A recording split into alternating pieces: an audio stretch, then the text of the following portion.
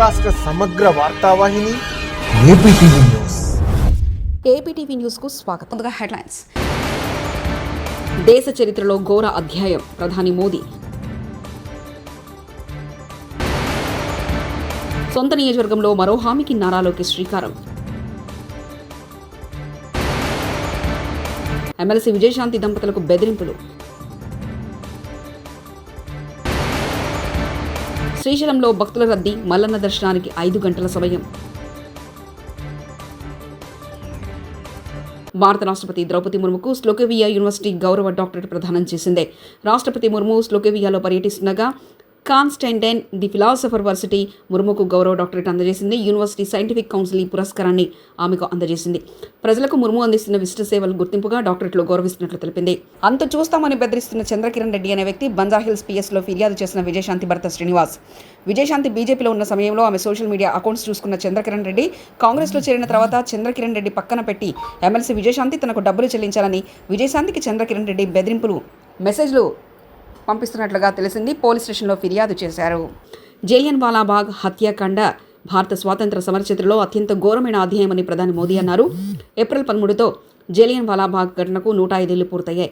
ఈ సందర్భంగా రాష్ట్రపతి ద్రౌపది ముర్ము, ప్రధాని మోదీ, కాంగ్రెస్ నేత రాహుల్ గాంధీ తదితరులు జలియన్వాలా బాగ్ అమరులకు నివాళులర్పించారు. ఒక ట్వీట్లో ప్రధాని మోదీ జలియన్వాలా బాగ్ ఘటనలో వీరుల త్యాగం మనలో దేశభక్తిని పెంపొందిస్తుందని పేర్కొన్నారు. మంగళగిరిలో ఓడిపోయిన తర్వాత తాను ఈ నియోజకవర్గ ప్రజలకు మరింత దగ్గరయ్యానని మంత్రి నారా లోకేష్ తెలిపారు. యోగలం పాదయాత్రతో మరో హామీకి మంగళగిరి నియోజకవర్గంలో లోకేష్ అంకురార్పణ చేశారు.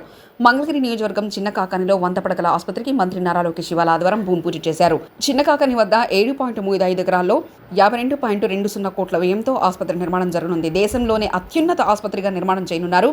ఏడాదిలోగా ఆసుపత్రి నిర్మాణాన్ని పూర్తి చేయాలని సంబంధిత అధికారులకు మంత్రి నారా లోకేష్ గడువు విధించారు. ఈ సందర్భంగా మీడియాతో మంత్రి లోకేష్ మాట్లాడారు.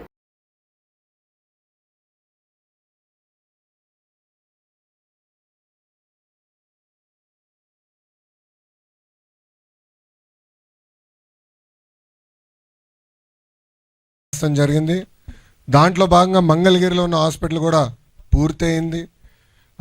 అనేక లక్షలాది మంది ట్రీట్మెంట్ కూడా తీసుకుంటాం జరిగింది. నేను ఎప్పుడైతే మంగళగిరి అభ్యర్థిగా వచ్చానో ప్రజలందరూ పదే పదే నన్ను ఒక విషయం కోరారు. ఈ 30 పడకల హాస్పిటల్ని ఏకంగా 100 పడకల హాస్పిటల్ చేయాలని వాళ్ళు కోరటం జరిగింది. ప్రత్యేకంగా వేదికమైన ఉన్న ఏదైతే హాస్పిటల్ కోసం పోరాడి సాధించుకున్న కమిటీ సభ్యులు కూడా నన్ను కలిసి ఇప్పుడున్న ప్రాంగణం కాకుండా కొంచెం పెద్ద ప్రాంతం ఉంటే, కొంచెం ల్యాండ్ పెద్దగా ఉంటే మెరుగైన సేవలు ప్రజలకు అందించవచ్చు అనే ఆలోచనతో ఈ ప్రాంగణాన్ని మనం ఐడెంటిఫై చేసుకుంటాం జరిగింది. ఇది కూడా గతంలో లాగా ఏదో ఒక 100 పడకల ప్రభుత్వ హాస్పిటల్ కట్టే వదిలేయాలనే ఆలోచన కాదు. వేదిక మీద ఉన్న మేమందరం కూడా దాదాపు 5-6 సార్లు కూర్చొని ప్రతిసారి ఒక 2-3 గంటలు మేము చర్చించి ప్రతి విషయం సున్నంగా అధ్యయనం చేసిన తర్వాతనే లేఅవుట్ కూడా ఫైనలైజ్ చేస్తాం జరిగింది. వేదిక మీద ఉన్న మా అందరి కళ ఒకటే, ప్రైవేట్ ఆసుపత్రికి ధీటుగా ఈ 100 పడకల ప్రభుత్వ ఆసుపత్రి ఉంటుంది. ఒక జోనింగ్ కానివ్వండి, స్టాఫింగ్ కానివ్వండి, మెరుగైన సదుపాయాలు కానివ్వండి అందించే లక్ష్యంతో మేమందరం ఉన్నాం. అమరావతి పనులు కూడా ప్రారంభమైనాయి. సో ఈ ఆసుపత్రికి బాగా రద్దీ కూడా ఉంటుంది. ఎందుకంటే వస్తూ ఉంటారు, ట్రీట్మెంట్ పొందుతూ ఉంటారు. ఇక్కడ ఆర్థో కానివ్వండి, డయాలసిస్ సెంటర్ కానివ్వండి, మన నియోనేటల్ కేర్ కానివ్వండి, ఇవన్నీ కూడా ఇక్కడ అందిస్తాం జరుగుతుంది. సో డీ అడిక్షన్ సెంటర్ కూడా గౌరవ సభ్యులందరూ కూడా మొన్న నాతో మాట్లాడి డీ అడిక్షన్ సెంటర్ కూడా ఇక్కడ ఉండాలి, తలసీమియా సెంటర్ కూడా ఇక్కడ ఉండాలని కమిటీ సభ్యులు ప్రత్యేకంగా కూర్చున్నప్పుడు వాళ్ళు కోరటం జరిగింది. వాళ్ళ కోరిక మేరకు కూడా అది కూడా ఈ హాస్పిటల్లో పెడతాం జరిగింది. వాస్తవంగా కూటమి ప్రభుత్వం ఏర్పడిన తర్వాత గౌరవ ముఖ్యమంత్రి శ్రీ నారా చంద్రబాబు నాయుడు గారు ప్రతి నియోజకవర్గాల్లో 100 పడకల ప్రభుత్వ ఆసుపత్రి కట్టాలి అని ఒక నిర్ణయం తీసుకుంటాం జరిగింది. దాంట్లో భాగంగా 2వ క్యాబినెట్ మీటింగ్లో మంగళగిరి కోసం ఈ హాస్పిటల్ కూడా కేటాయిస్తాం జరిగింది. నేను అనేక సార్లు చెప్పా ప్రజలందరికీ, ఒక నిర్ణయం జీవితం మార్చుతుంది. నా జీవితంలో తీసుకున్న ఆ నిర్ణయం మంగళగిరిలో పోటీ చేస్తాం. 5,300 ఓట్ల మెజారిటీతో 2019లో ఓడిపోయాను. ఆ రోజు నుంచి ఒక పట్టుదల కసితో నేను పనిచేసి ప్రజలకి దగ్గరయ్యాను. ప్రజలందరూ నేను ఒకటే కోరాను, నేను ఏ మెజారిటీ అయితే ఓడిపోయానో దాని పక్కన ఒక 0 పెట్టి నన్ను గెలిపించండి. మీరు ఎంత ఎక్కువ మెజారిటీ ఇస్తే అంత కొండంత బలం నాకు అందుతుందని ఆనాడే నేను ప్రజల్ని కోరటం జరిగింది. ఆంధ్ర రాష్ట్ర చరిత్రలో ఎప్పుడు రాని విధంగా 91,000 మెజారిటీతో నన్ను గెలిపించి శాసనసభకి మంగళగిరి ప్రజలు నన్ను పంపించారు. గౌరవ మంత్రివర్యులు దుర్గేష్ గారు ఇక్కడనే ఉన్నారు. తనకు మంత్రి పదవి ఇస్తానని కాంగ్రెస్ పార్టీ హామీ ఇచ్చిందని ఎమ్మెల్యే కోమటిరెడ్డి రాజగోపాల్ రెడ్డి అన్నారు. యాదాద్రి భువనగిరి జిల్లా చౌటుపల్లి వ్యవసాయ మార్కెట్ కమిటీ ప్రమాణ స్వీకారోత్సవంలో ఆయన మాట్లాడుతూ, జానారెడ్డి లాంటి వారు ధృతరాష్ట్రుడి పాత్ర పోషిస్తున్నారు. నేను అడుక్కునే స్థితిలో ఎప్పుడూ ఉండను. మంత్రి పదవి అడుక్కుంటే వచ్చేది కాదు. జానారెడ్డి 30 ఏళ్ల పాటు మంత్రి పదవి అనుభవించారు. రంగారెడ్డి హైదరాబాద్కు మంత్రి పదవి ఇవ్వాలని ఇప్పుడు గుర్తుకొచ్చిందా అంటూ ఆయన అసహనం వ్యక్తం చేశారు. నిజంగా నాకే కెపాసిటీ లేకపోతే, నాకే ధైర్యం లేకపోతే, నాకే మంచి పేరు లేకపోతే, నేనే గెలిపించే శక్తి లేకపోతే ఎందుకు ఇన్ఛార్జ్ పెట్టినాను? అన్ని తెలంగాణ మొత్తం మంత్రులు ఇన్ఛార్జ్ పెట్టి భువనగిరికి ఎందుకు ఎమ్మెల్యేలు ఇన్ఛార్జ్ పెట్టిండ్రు? అంటే గెలిపించే సత్తా ఉంది, ప్రజల్లోకి పోతాడనే కదా. మరి ఇచ్చిన వాటిని నిలబెట్టుకునే బాధ్యత ఎవరిది? మీరు ఇన్ఛార్జ్ పెడితే గెలిపించి ఇచ్చినవా లేదా సీటు? ఎవరిచ్చిండ్రు? ఆదిలాబాద్ గెలిచిందా? మహబూబ్ నగర్ గెలిచిందా? సికింద్రాబాద్ గెలిచిందా? మల్కాజ్గిరి గెలిచిందా? మేలకు గెలిచిందా? కరీంనగర్ గెలిచిందా? ఈ మంత్రులను ఎక్కడ పోయిండ్రు? మరి ఎక్కడ? నేను అడిగేది ఓ దయా దాక్షిణ్యాల మీద మీరు ఎప్పుడు ఇస్తారా అని మేము ఎదురు చూస్తలేము. నిజంగా పార్టీ బతకాలంటే, ప్రభుత్వం మంచి పేరు తేవాలంటే, నిజాయితీగా సమర్థవంతంగా ప్రజల కోసం, పార్టీ కోసం, ప్రభుత్వం మంచి పేరు తీసుకొచ్చే వ్యక్తులకే ఇవ్వాలి అని చెప్పి అంటున్నాం. ఈ పైరవి గారిని పక్కన పెట్టాలి. పైరవి గారిని పక్కన పెట్టాలి. కాంగ్రెస్ పార్టీ ఇంకా బలంగా కావాలి. ఒక యువకుల్ని ప్రోత్సహించాలి. పార్టీ కోసం కష్టపడే వాళ్ళని మానవత్వంతో పనిచేసి ప్రజలతో మమేకమై. తిరుమల శ్రీవారిని సినీ నటి మీనాక్షి చౌదరి దర్శించుకున్నారు. ఆదివారం వీఐపీ ప్రారంభ విరామ దర్శన సమయంలో ఆమె స్వామివారి సేవలో పాల్గొన్నారు. తిరుమల తిరుపతి దేవస్థాన అధికారులు ఆమెకు స్వాగతం పలికి దర్శన ఏర్పాట్లు చేశారు. దర్శనానంతరం రంగనాయకుల మండపంలో మీనాక్షికి పండితులు ఆశీర్వచనం చేసి స్వామివారి తీర్థప్రసాదాలను అందజేశారు.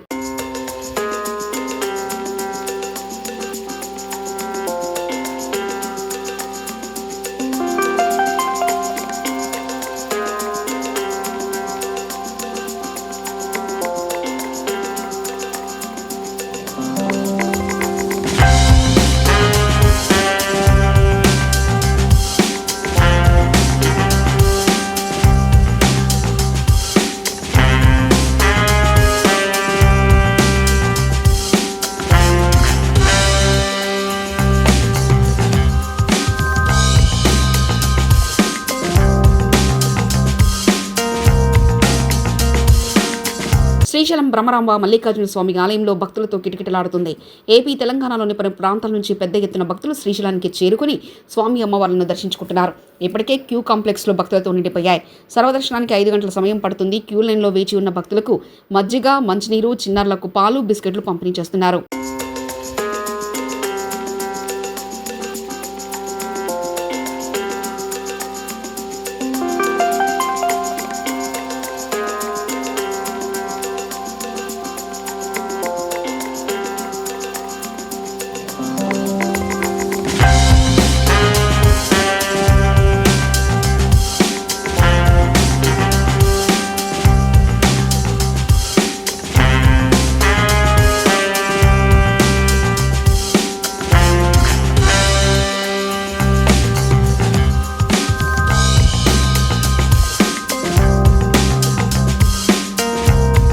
న్యాయం చేయాలని ఆందోళన చేసిన బాధిత కుటుంబంపై లాఠీ చార్జ్ చేసిన పోలీసులు.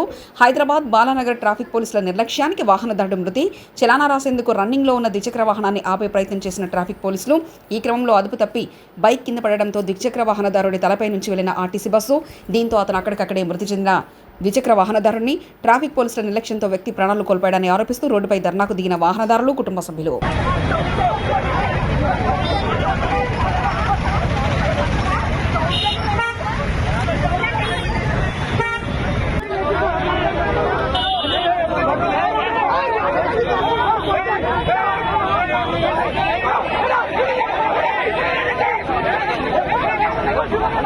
రంగారెడ్డి జిల్లా జహీరాబాద్ నియోజకవర్గంలో గ్రామాన వాడవాడల శనివారం నాడు హనుమాన్ జయంతి ఉత్సవాలను ఘనంగా నిర్వహించారు. జహీరాబాద్ పట్టణం శాంతినగర్ కాలనీలో గల హనుమాన్ దేవాలయంలో అభిషేకం నిర్వహించారు. హనుమాన్ ఆలయం నుండి శాంతినగర్ కాలనీలో వివిధ రహదారుల గుండా బసవేశ్వర, సంతోషమాత ఆలయాల ద్వారా ప్రభాత్ భేరీ యాత్ర నిర్వహించారు. అనంతరం హనుమాన్ డోలాయన కార్యక్రమం నిర్వహించారు. సాయంత్రం పల్లకి సేవ యాత్రను శాంతినగర్ కాలనీలో రహదారుల గుండా నిర్వహించారు. ఈ సందర్భంగా హనుమాన్ దేవాలయంలో హారతి, భగవద్గీత శ్లోక పఠనం, భజనలు, భక్తి గీత ఆలపన నిర్వహించారు. హనుమాన్ జయంతి ఉత్సవాలను పురస్కరించుకొని జహీరాబాద్ పట్టణంలో వివిధ ప్రాంతాల నుండి భక్తులు సందర్శించి దైవ దర్శనాలు చేసుకున్నారు.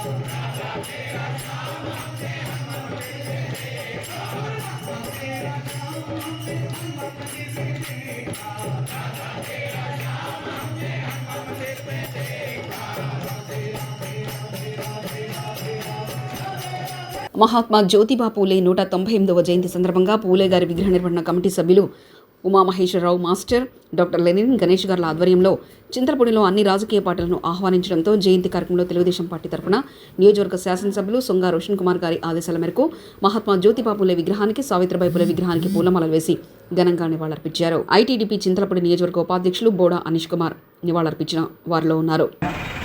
మరింత ఘనంగా జరుపుకోవడానికి ముందుకు వెళ్దామని కోరుతా ఉన్నాను. ముఖ్యంగా మన జ్యోతిబా పూలే గారు, సావిత్రిబాయి పూలే గారు ఇద్దరు దంపతులు కూడా అణగారిన నిమ్న వర్గాల జాతుల కోసం ఎంతో కష్టపడినటువంటి వ్యక్తులు.